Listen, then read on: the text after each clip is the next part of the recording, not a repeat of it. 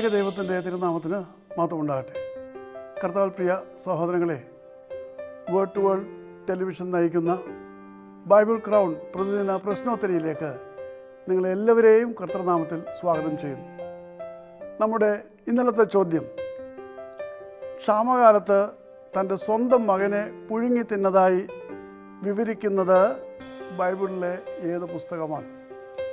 ഉത്തരം 2 രാജാക്കന്മാർ 6:29 നമുക്കത് കാണുവാൻ കഴിയും. ഇന്നലത്തെ വിജയി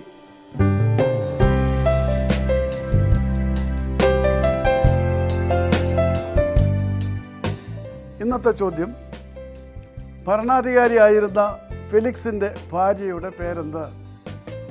ചോദ്യം ഞാൻ ആവർത്തിക്കുന്നു. ഭരണാധികാരിയായിരുന്ന ഫെലിക്സിൻ്റെ ഭാര്യയുടെ പേരെന്ത്? വേഗം ഉത്തരങ്ങൾ അറിയിക്കുക, സമ്മാനം നേടുക. ദൈവം നമ്മെ അനുഗ്രഹിക്കട്ടെ.